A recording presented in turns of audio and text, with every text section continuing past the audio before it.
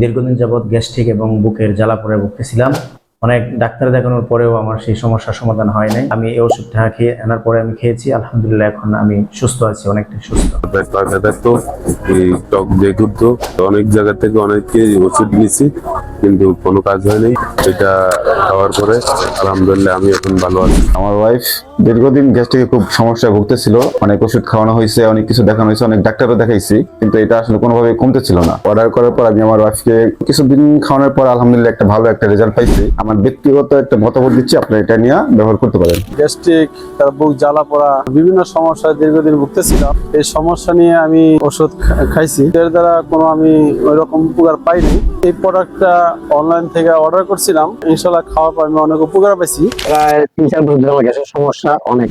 আমি এখানে আমাদের রংপুর মেডিকেলে বা ওই যে সিভিল ক্লিনিকে অনেক চিকিৎসা করছি। আমি চিকিৎসা করার পরে আমি মানে এরকম ফলাফল পাইনি। প্রোডাক্টটা আমি নিয়ম মতো খাইলাম পুরো 1 মাস। গ্যাস্ট্রিকের যে সমস্যাটা এটা অনেক কমে গেছে। আমার গ্যাস্ট্রিকের সমস্যা ছিল, সকালে ঠিক মতো টয়লেট হইতো না। আলাদা মতো ওষুধ খাওয়ার পর থেকে আমার গ্যাস্ট্রিক কমে গেছে অনেক।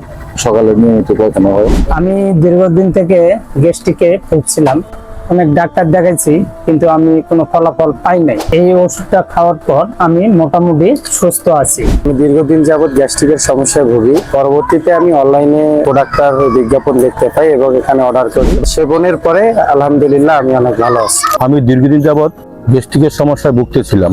হঠাৎ একদিন আমি ফেসবুকে এই প্রোডাক্টটা আমি অর্ডার করি, সঠিক মতো খাই এবং আমি দীর্ঘ 6 মাস যাবৎ এই গ্যাস্ট্রিকের কোনো ওষুধ খাচ্ছি না।